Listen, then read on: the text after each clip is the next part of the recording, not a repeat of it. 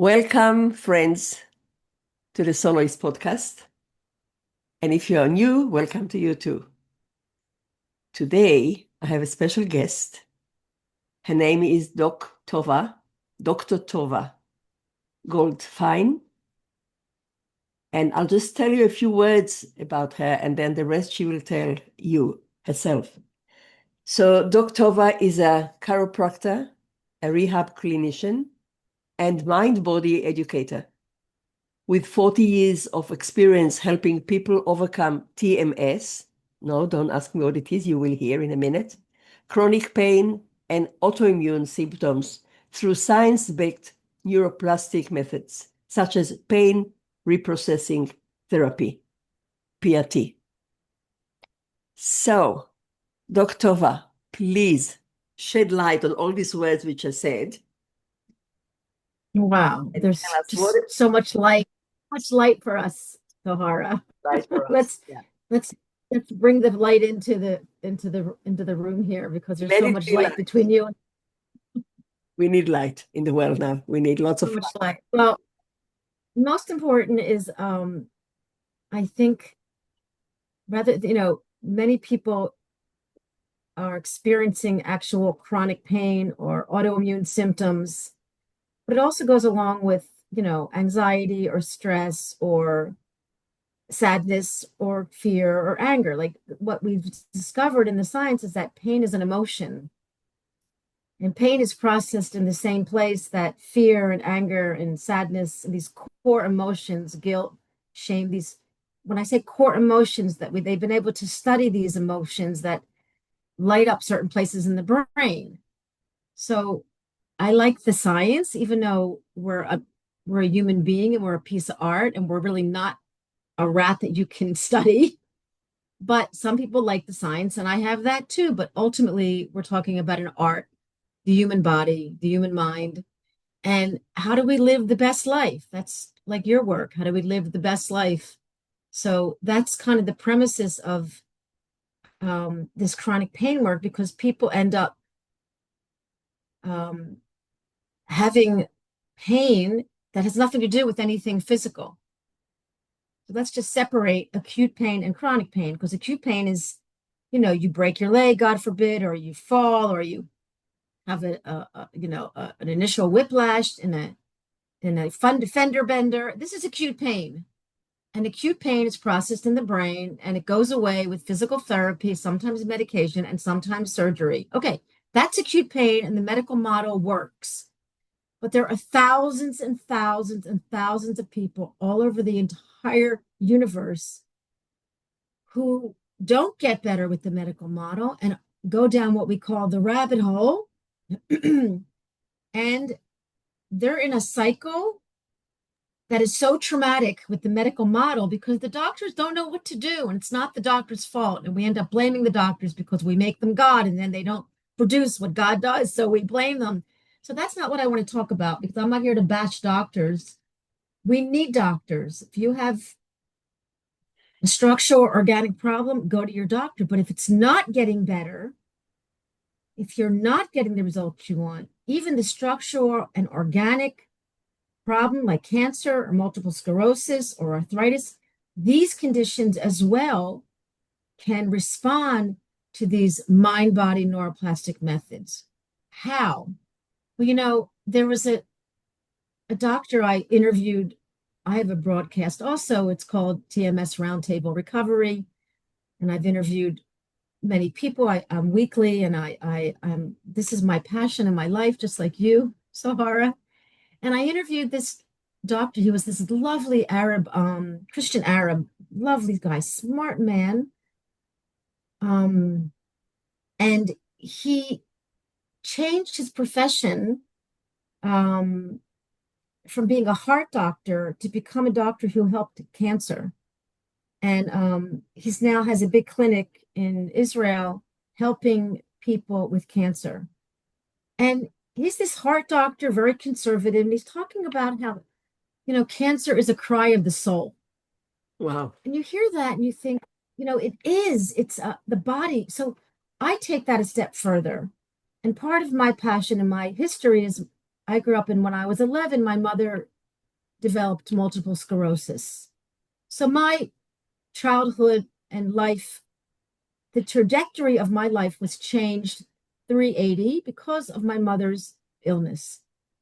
But I understood very young, why did she get multiple sclerosis? What was going on in her life?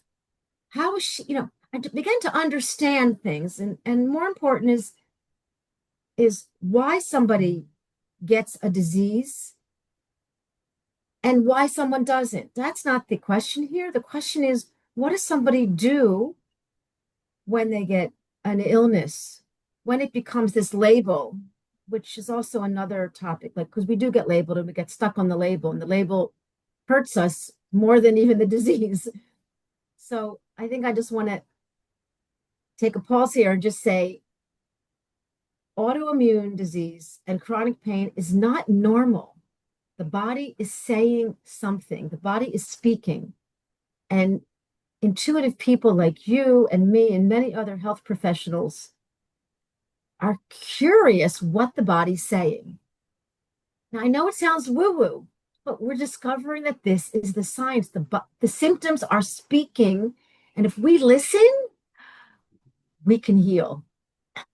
This is beautiful and a wonderful way of opening the conversation. And if there is a storm started here, so you might actually hear the thunderstorm. Wow. I'm trying to mute myself when it is too loud. Do you know, Dr. Tovah, from a very young age, I was attracted to this before I knew anything about TMS, because I always had the belief that there is something in our soul, in our heart, in our emotions that creates it. I always believed it. And I know that I think, I don't know, that to some extent, maybe I was oblivious to other ways, because I know this from other, of course, it was not common. Then people say, "Oh, you're crazy. It's nothing to do with da da da da." You know all of this. I'm sure you had much more than me, and it didn't really bother me. I wanted to have some support, but it was okay. The thing is that my question right now, before we go even into symptoms and things like this, is how does a person that suffers and believes in the connection between body and mind and emotions, how does a person can be sure, okay, I covered everything, it's nothing which has a reason, now I completely free myself to delve into this kind of healing? So you mean, rephrase that for me again. Okay. Let's say a person is suffering of something, read the books, so your pod I put all the links, I'll put in the show notes, and know, okay, I think what I have now is TMS. I had case studies, this is TMS. Yeah. But how can Yeah. a person be sure that this is Very TMS? good. That's the thing. Very good. So again, there are actually questionnaires and short little surveys that anyone can do. We have an amazing organization run by mind body doctors, amazing doctors that came from the medical model to come into the neuroplastic model, but still understand the medical. So we've created questions to rule out whether it's mind body. Okay. And most of the people will fit into these questions. Now, here's what they always say. And here's what I say on the record. I always say, I'll go to the gallows for this one. And there's a few of the doctors that align with me, because that all autoimmune symptoms, cancer, MS, neurological disorders, chronic pain is neuroplastic. And let me bring that down to the people. Even with an acute pain, we have a relationship with the pain. How do we know that?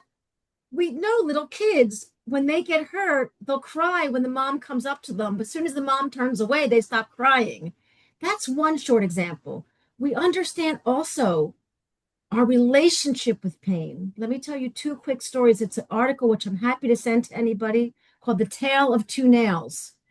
It was a research article. They found out, I think it was in Britain, there was a guy on a construction site. He is doing construction in a building. He gets a nail in his foot. The nail is through the boot.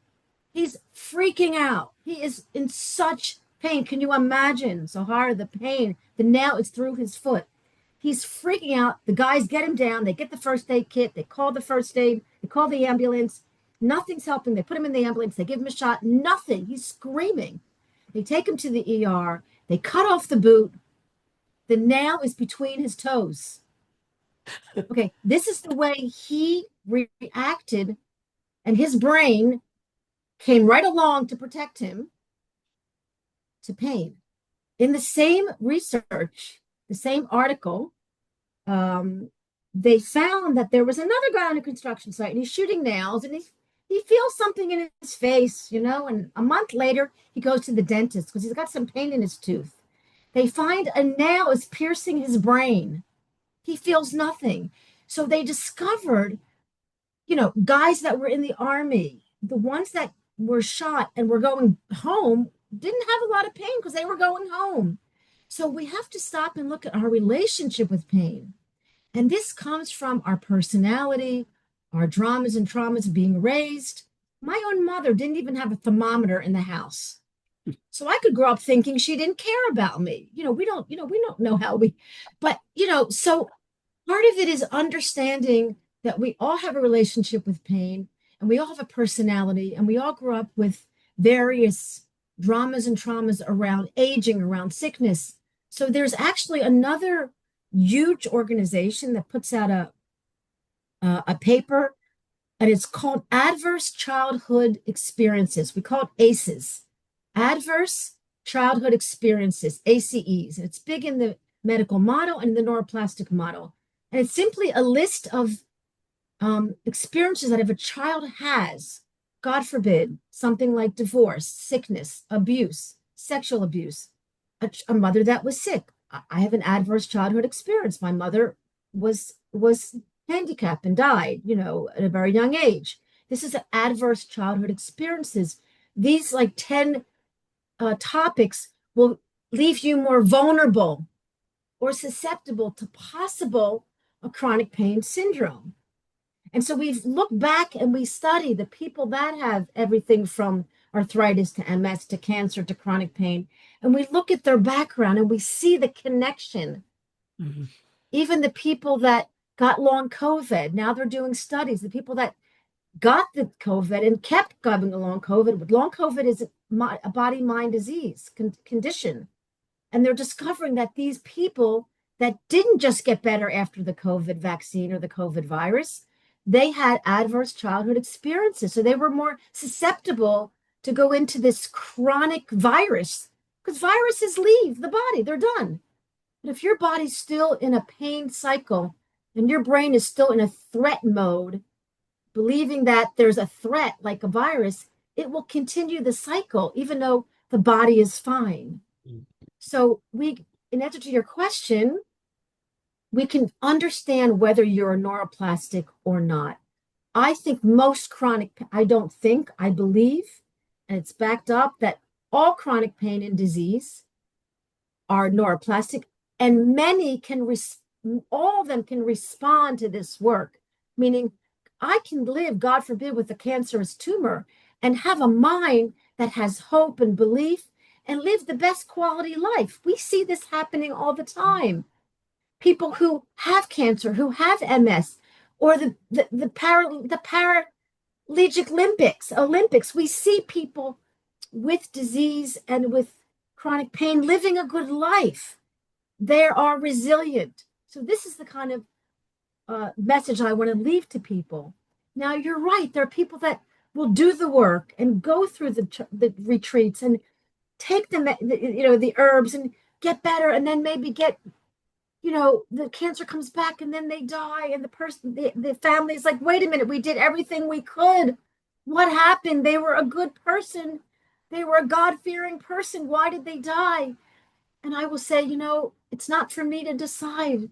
God will be the judge. But I think for me personally, and maybe for you, and for some people listening, if they know they have a choice and an option, I want people to know they have a choice and an option. If you want to go the medical model, which 80% of the people in our world are medically oriented. I mean, we all are. They all come from the medical model, but I'm willing to look at the quantum and to look at that I have an innate intelligence inside of me that's keeping me alive every day. I want to understand, where I came from, where I'm going. So it becomes more a bigger picture for someone like me. And for some people, they want the bigger picture. For others, they go to their doctor, they get the medication. If it doesn't work, they die. But other people, they go to the doctor and they're like, doctor, what else can I do? What do you and the doctor may say, let's explore this. Or the doctor may say, well, there's nothing we can do. And they go home and they die. And we've discovered now in research, the doctor will say, well, let's work on this. Let's think about the nutrition. Even though I don't know much about it, the doctor will say, let's do some nutrition, or let's try a retreat. There are many doctors who are running retreats like Dr. Bernie Siegel, and people are getting better. And there's many doctors who are saying, I'll just tell you one example and then I'm going to be quiet. No, no, no, don't be quiet. You're here to talk, not to be quiet. But I took my mother to see Dr. Bernie Siegel, who's a wonderful doctor. He was an eternal doctor. He's still alive. He's in Boston.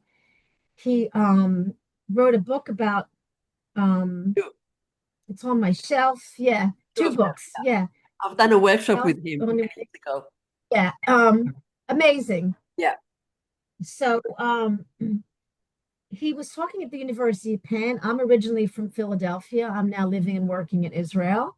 But I took my mom to the University of Pennsylvania to hear a lecture with Bernie Siegel. And it must have been 40 something years ago. And my mother stands up, she was on a walker, and she raises her hand and she says, why did I get MS? Why? And he said, well, you caused it. You brought it on. Now, I thought to myself, I sunk under the seat and I thought, I get this, but she's not going to understand it. And anybody would even throw an egg at him, But I understood what he was saying. And years later, I just interviewed a woman named Dr. Brenda Stockdale. She's a scientist. She works for Bernie Siegel's retreats, and she wrote a book herself about beating the odds, because she beat lupus and she beat MS. I meet these amazing people, but the Bernie Siegel thing is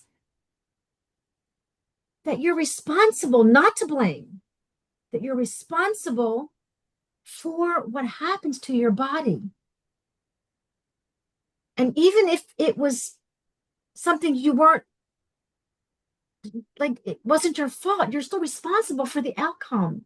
And with that responsible frame of mind, Sahara, people have enormous power. And that's what I think Bernie Siegel's doing, giving you your power, not stripping you of it, empowering you. And the people that I meet that get out of the bed with MS or heal a tumor, that could have killed them, they start to understand that their body's not punishing them. It's protecting them with disease and chronic pain. So we're back to understanding ourselves and what's happening in our body. I love your answer again, also this one.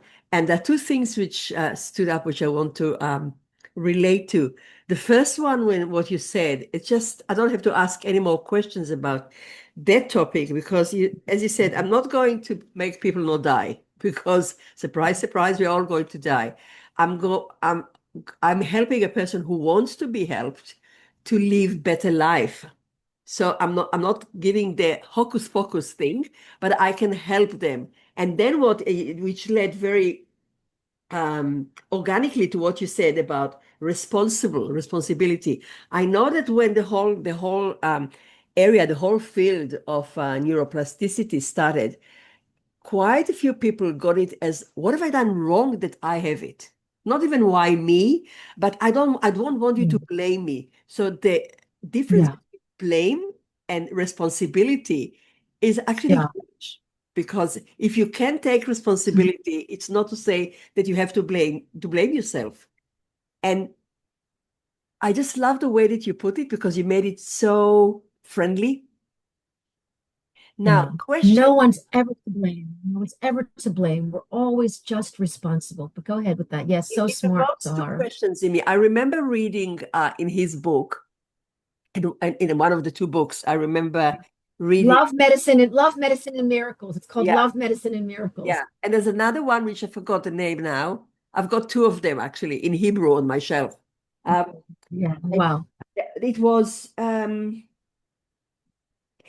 there was a story there of a woman. I won't go into details, but maybe you remember, just to remind you, a woman who was very sick. She couldn't actually move. I can't remember what was the diagnosis, but she was just about to die. She was in a wheelchair. And the doctor said to her that there's nothing that actually they can do to help her. It's the end.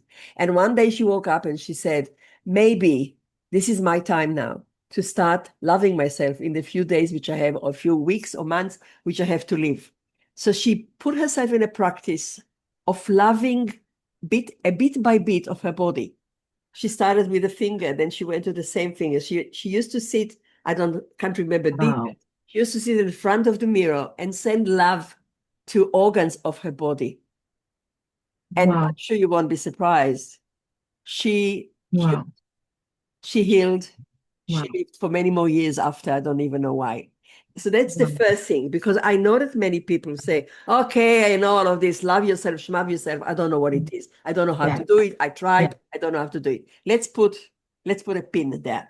Yeah. Another one is that I remember hearing a story. I won't say the name of the woman, but she's quite famous. And she was sick. She had cancer. She was about to die. The doctor said there's nothing to do. Say goodbye. And she decided to go to India, and she did a retreat in India. She was there for a few months. It's not just the Ayurvedic treatment. She completely healed.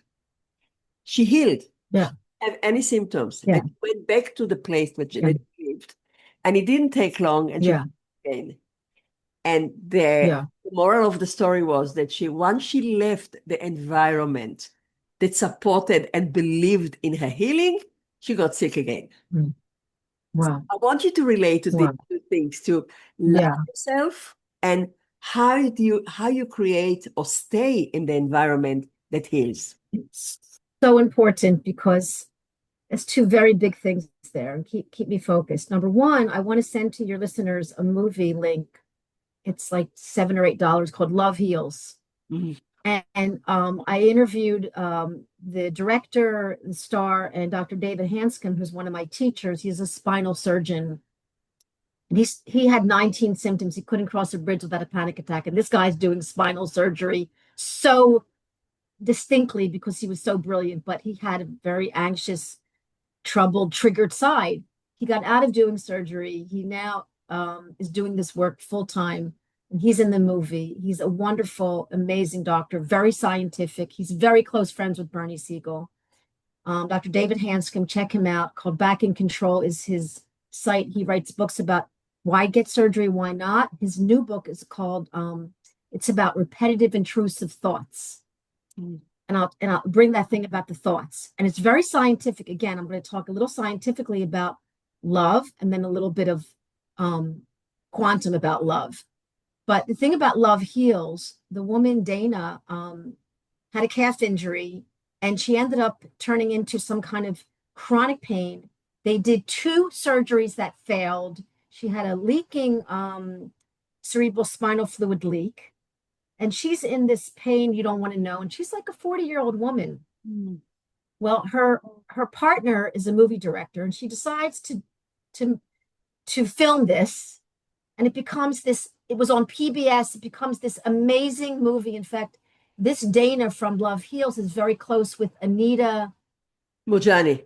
Something who healed cancer. So And they do some work together after this movie. So they're all connected to the real elevated about like Love Heals. And we know Anita's story. Her book is Living to Die, Dying to Live, yeah, or something. yeah.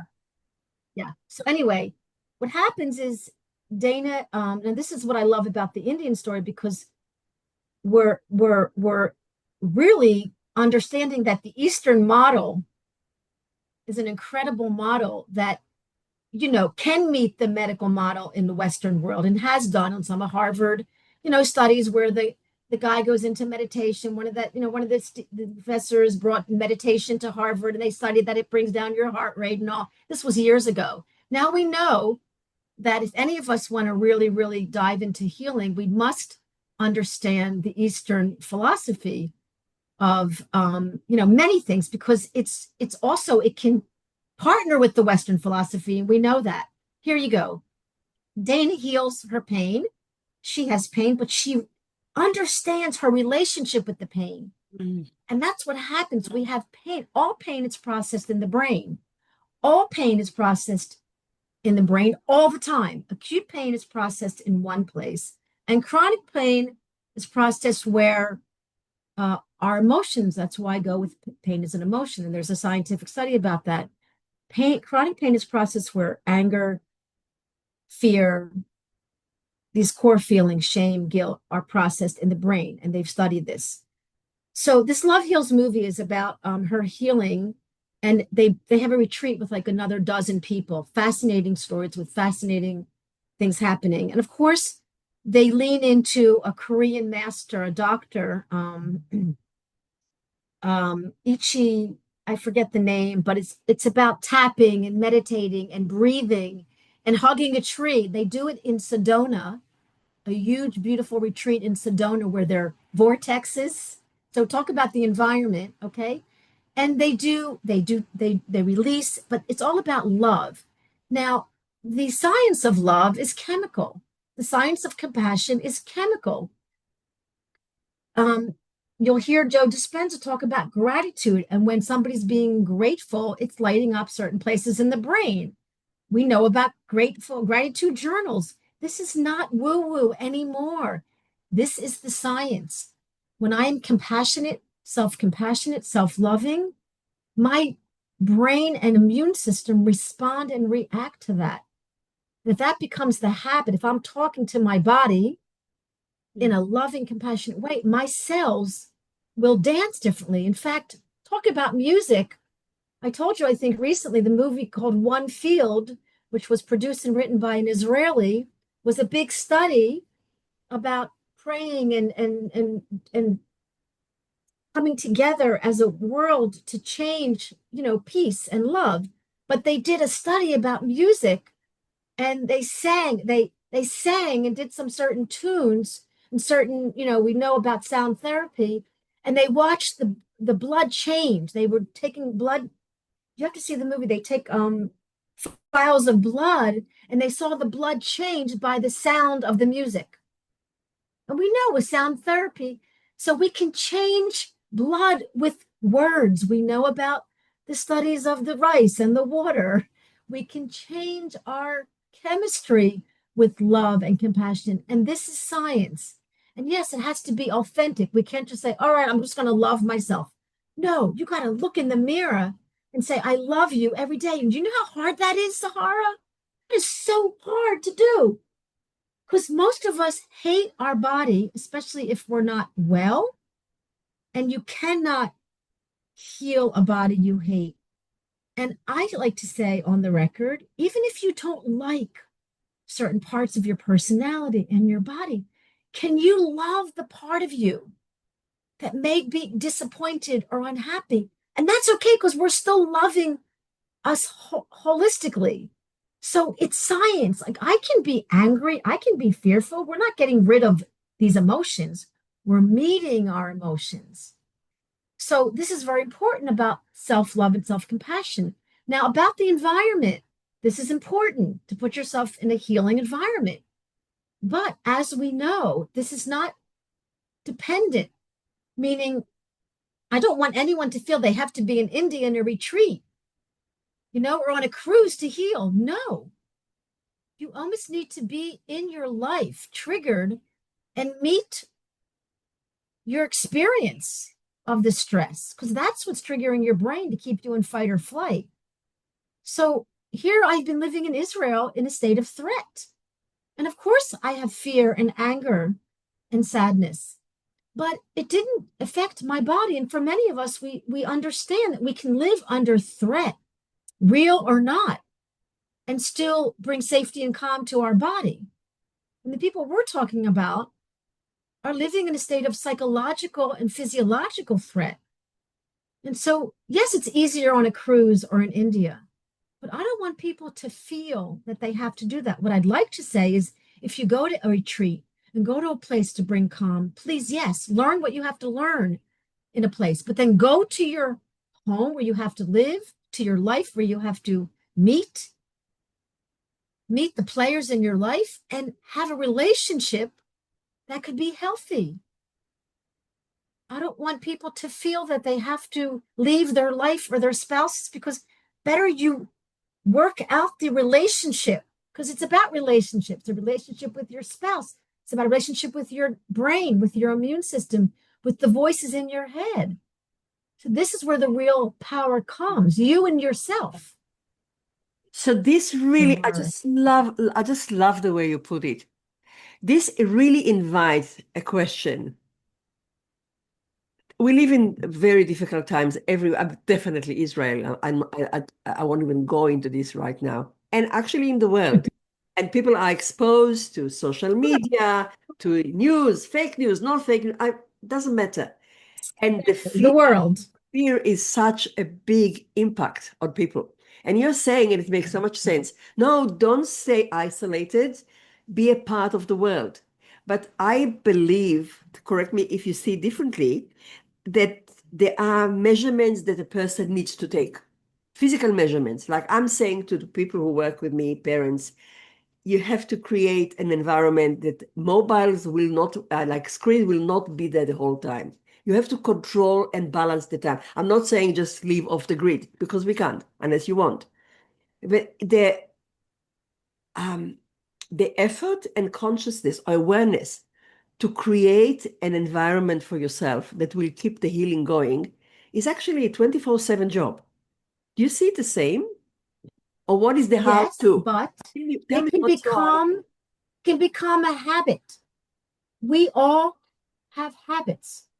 We all can create a new habit, and we can become mindful. We can become aware. We can become better being in the moment. We are not gurus on the mountain. We are not Dalai Lamas on the mountain. No, we are human beings, but we can aspire and evolve.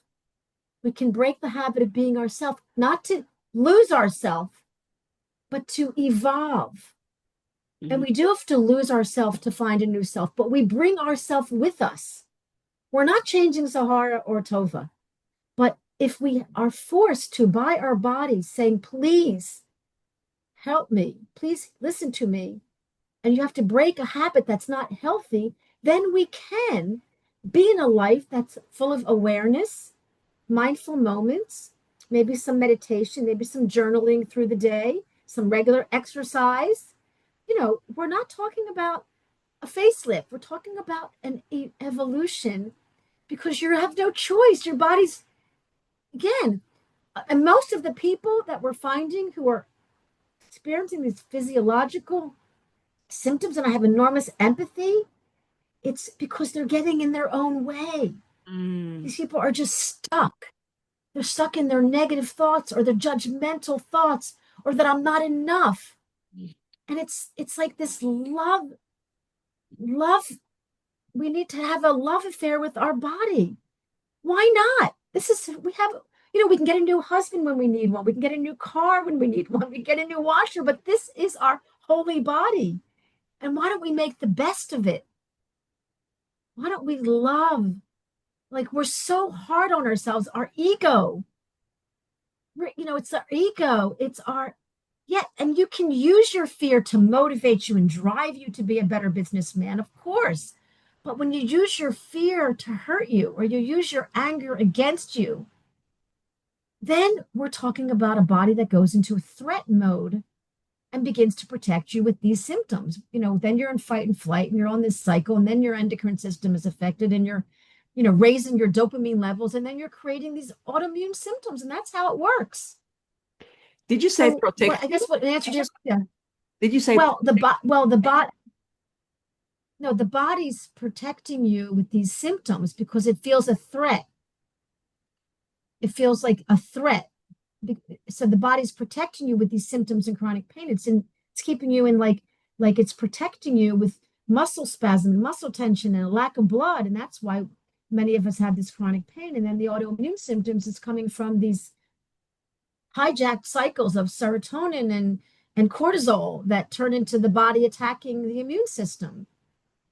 So, I'm meeting people, I'm meeting sergeants from the army, I'm meeting like CEOs of major companies. They're brilliant people, but they're living in chronic pain or they have horrible, IBS symptoms or inflammatory because their drive to be good is imbalanced. So we're not talking about changing who you are. We're talking about owning and balancing, talking about balancing who we are. And when we have an illness or sickness or a symptom, it's an opportunity to stop and look. Mm. And I want to go back to the spiritual part. So for the people like Anita, what's her name, and like this Dana, and the people that I meet began to look at themselves spiritually.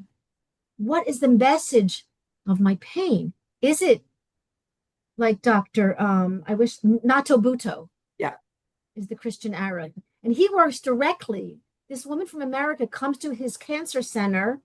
The woman the woman who wrote The Journey, who Yes. healed cancer, Brendan Bass. Yes. Yeah.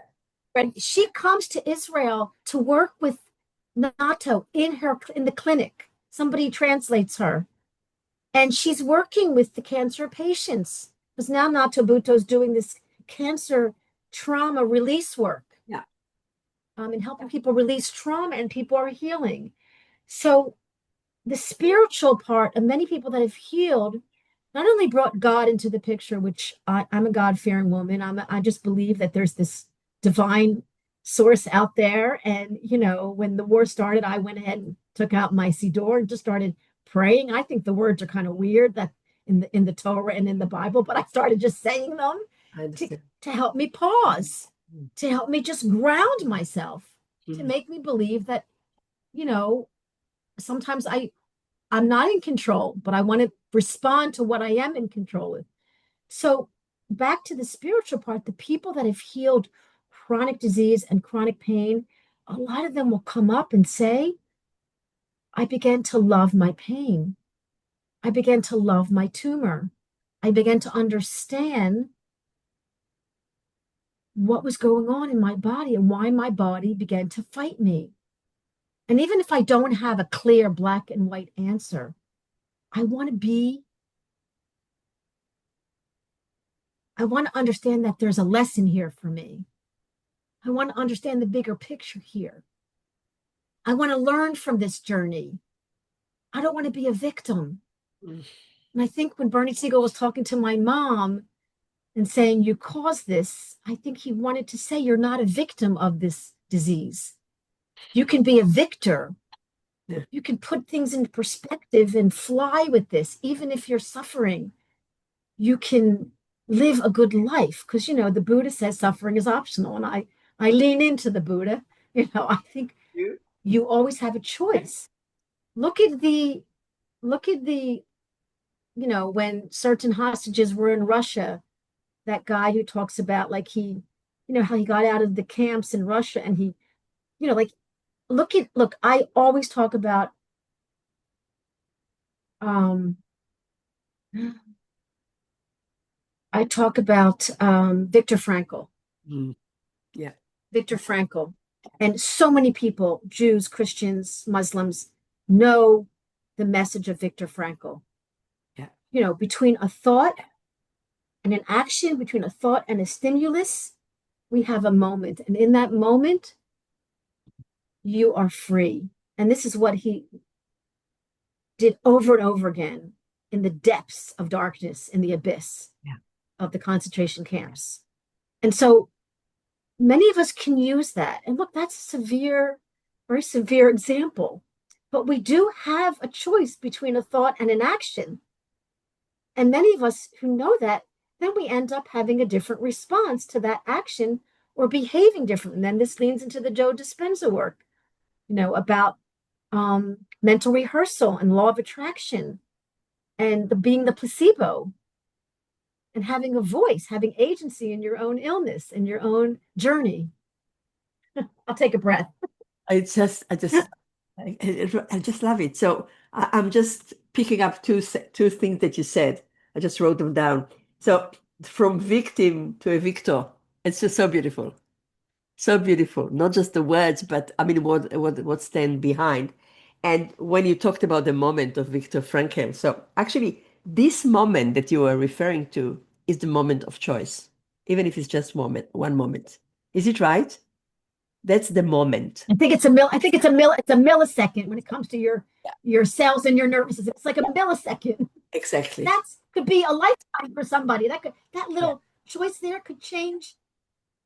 So when somebody has that concept in their brain, it's so empowering to believe in yourself. And we're back to self. I mean, I feel like swimming in a beautiful bath of just warm, nice water, maybe a bit of chocolate there as well. Just so good there. But and at the same time, I'd like to get out of this bath and to ask a question which brings another side of this. I know personally quite a few people sort of at my age, and maybe this is something which comes in with age. I don't know. It doesn't come to me, but I maybe it's actually not right. I know quite a few people who've been carrying chronic pain, chronic illness, even if it's not chronic, they have been ill and sick all their lives. And I really see, I don't tell them, but I really see that they refuse to get well. I never tell them. And one of them was actually saying to me last week, he said, "Do you know, people tell me that I choose to be sick. Don't you think it's funny?" And I was actually contemplating, shall I tell her what I think? And I said, no, I will leave it open. I will just create a space to listen to her. But the truth is that I do think that I don't know that I know, but it seems that she is choosing to be sick. Tell me a bit about this one, Dr. Tova. Yeah. Zohara, we have to have compassion and love for these people because these people are you and I and anybody that is brilliant and smart and self-reflective and like though there's some humility there, something going on with themselves and their traumas and the way that they speak to themselves and their ability to be naked with their clothes on with themselves, to be authentic and totally intimate, to believe and to own that they are addicted to their pain Mm, or that they are addicted to the attention and they don't realize subconsciously it's an addiction. So it becomes a subconscious. And part of my work, and I think your work, is to bring the conscious mind and the subconscious mind together to draw a bridge that we always know what's going on, even if it's painful, that we can face our truth. And there's a book written in the field of ISTDP, which is this intensive short-term dynamic psychology. And this wonderful doctor, his book is called The Lies We Tell Ourselves. So we do tell ourselves lies mm, because we're human, because we don't want to face the truth. That's what a defense mechanism is. We don't want to see the truth, but the truth will set you free.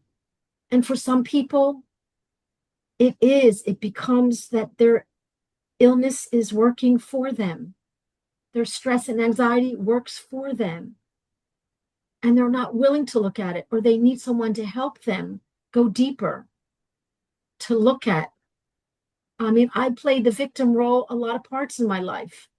And I understood that I didn't like victims. I didn't want to be around them because I played that role and it kept me in in the abyss through some, very, very terrible, destructive, and toxic marriage.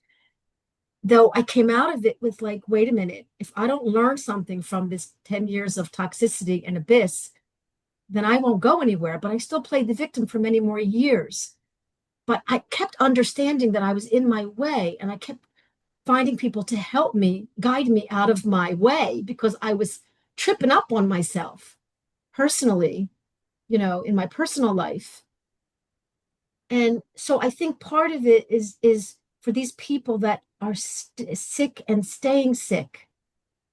We're not blaming them. God will be the judge. We're not judging, but they're kind of judging themselves. Like they're hurting themselves. And we can't help them if they don't want to be helped. Do you know what I'm saying? We can't Yeah. We can't help them if they don't want to be helped. So that comes to the answer to your question is we can only assist people on their journey who are ready. And there are people that want to be in the mind body world and want to be helped, but they're too stuck. And yet if they're ready, like when they say when the student is ready, the teacher will come. Yeah. And when the student is very ready, they don't even need a teacher. And I think even that sometimes doesn't hold because what should we how should we help these people that are benefiting from their illness? I think you How said can it we help all. these They people? don't want to help themselves, or if they resist, it's not I'm sure everybody wants to feel well. But if they resist, and I'm guessing this is fear. The fear is the thing which stands between them and the thing to say, okay, the hell with this. I'm going to try. There's nothing to lose. I'm already sick and I'm already suffering. I'm going to try. The I noticed the one which I'm thinking now of, the option of believing that he might get better is too scary for him. And what if not? Yeah, Not this kind of thing. And what if not? mhm, And I was saying yeah, once, but you're already not. You're already not better. So what do you have to lose? I think yeah, that yeah, if you call it hope, like now we live in time. I was just facilitating a circle of whatever you want to call them, educators, peace activists, and we talked about hope in today's world. And many of them said that they are playing or replaying or rephrasing the word hope. It's almost like we need to put more content in the word hope because we used to say hope, or the world used to say hope, and it was quite something which was given. And now many people don't feel hope.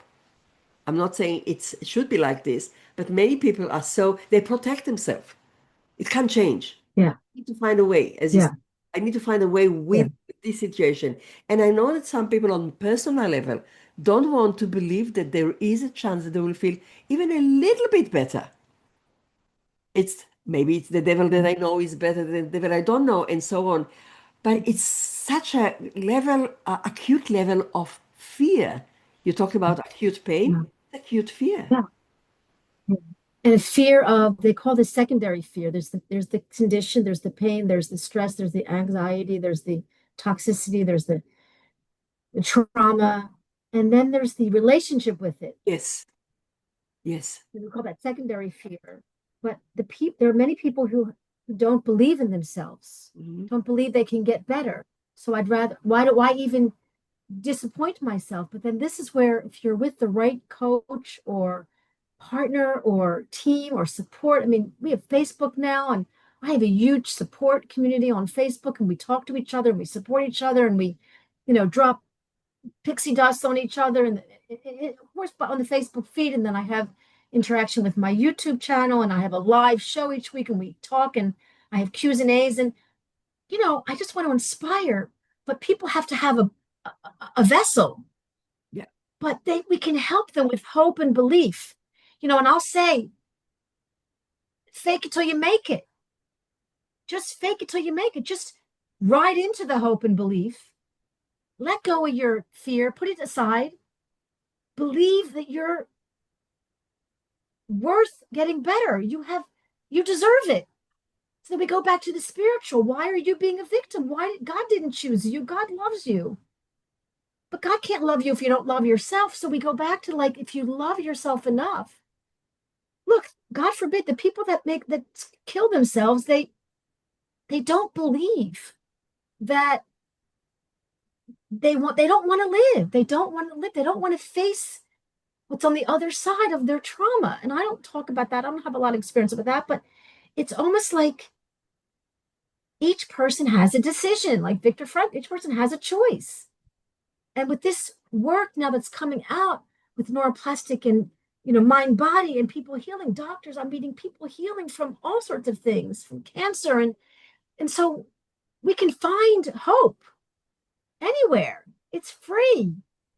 You don't even have to pay for it, but you're going to have to implement it and apply it and do the work. And that's a different kind of pain.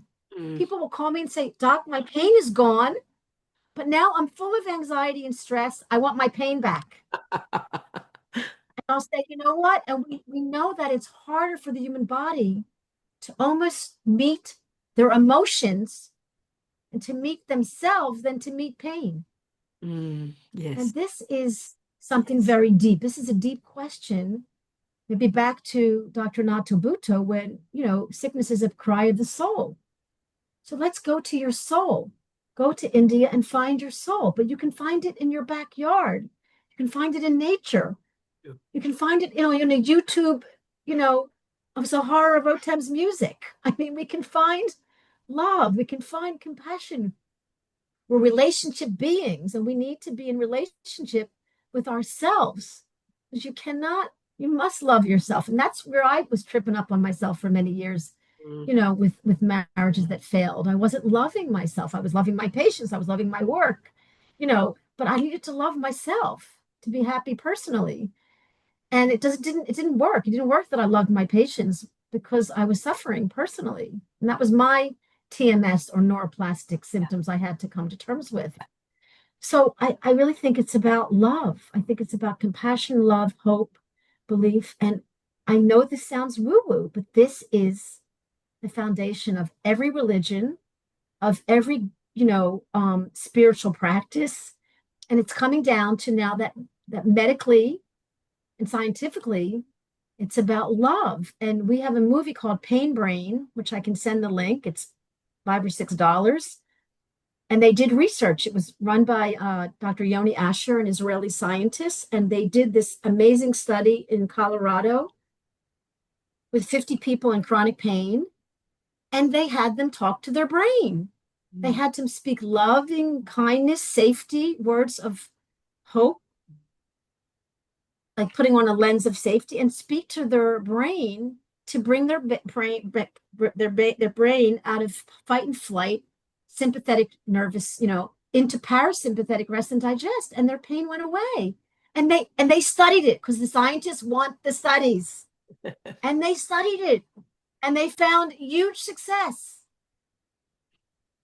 So this is now on the table scientifically, spiritually, holistically, and I lean into a lot of the work of the Dr. John Sarno, who a lot of the people will recognize his name, and he didn't need to do any studies because he just kept seeing results. Yeah. And then the doctors after him did the studies, who are my teachers, and now we have the studies. But for anyone listening, just implement and apply this work. Get a good coach, find good people like Zahara or me on the Facebook or Instagram, get into a great group and dive in with 2 feet. And this is actually how you create yourself the environment to support you to do the first step, to continue, and to celebrate. There's nothing to lose. And almost like I feel that nowadays, as you said, all the things that we are surrounded by, there's no excuse to continue feeling bad. There's no excuse to continue feeling pain. And I know that when people are in pain, it's very hard for them to think. I know. So, Dr. Tovah, because we are just getting, I have a very strong feeling that I'm going to invite you again because there's so many things I want to ask you, but I want to stay with this, what we are saying. It's just so precious. I want people to have a bite and to savor it. Is there anything that I did not ask you for today and you would like actually to say or to talk about? Well, I think it's important, even for all of us who've had a good childhood and, I'm a grandmother and you're a parent and we understand raising children, and we're not here to blame any parents, but we didn't really learn self-compassion, self-love. It's not something that came to us as children in maybe in the generations to come, maybe in certain communities, but like self-love and self-compassion has to be learned, and it can be learned. We're back to the habit. Guess what? Guess what, Sohar, is on my bucket list? I want to learn to play piano. Okay. Okay. I want to learn to play piano. Okay. But when someone wants to learn a habit, Yeah. They learn a habit in practice. All of us are driving. We're driving cars and we're not even thinking that we're driving. We learned a habit. We learned to ride a bike. It's with us all the time. It's a habit. Believe it or not, self-love and self-compassion can be learned. Pain is learned, and that's what this neuroplastic pain is, and pain can be unlearned. Mm. Relationship with your body and disease has been learned, has become a habit, a negative habit, an unhealthy habit, and it can be unlearned. So we can learn self-love and self-compassion and hope and belief. It can become a narrative that we speak. Yeah. We need to practice it. It doesn't come easy. We're learning as adults. It's harder to learn. Our brains are already formatted, but it is possible. There is nothing impossible. I don't even use that word. There's possibilities all the time, everywhere, a minute away, a breath away. That's my message. That's just beautiful. Yeah. Yeah. And you just touched something which will definitely open a new topic for next discussion. The fact that most of us were not raised by families, I'm definitely in my generation, that knew how to love themselves. So we did not actually, we are carrying their pain as well. I'm not saying it in a blame. I'm saying it in lots of love. But we need a time to wake up and to see what belongs to us, what does not belong to us. And then we can love also the people who caused us to carry that pain. Absolutely. I'm just We working. can forgive them. We can forgive them Yeah. with Yeah. love. And forgive ourselves. Yeah. 100%. Brilliant, Sahara. Brilliant So grateful for you response. to come for the first time and be a guest on my show. I definitely will. I'll talk to Yeah. you after the show. I'll definitely want to get as many links from you as possible. Also, how people can get in touch with you. How can they learn about you? And I know you mentioned a few things, but let's put it. I would love to put everything in Yeah. on links so people can just click and get to you. Beautiful. And Dr. Tova, with all my heart, or as they say, from the bottom of my heart. Thank you so much for coming. Yeah. Thank you. The kef. It means my pleasure in Hebrew and my pleasure in English. And it's my pleasure to sit with you and to rub shoulders here with you on Zoom and to be a colleague of yours and to know you. And Yeah. Todah Rabbah, thank you so much.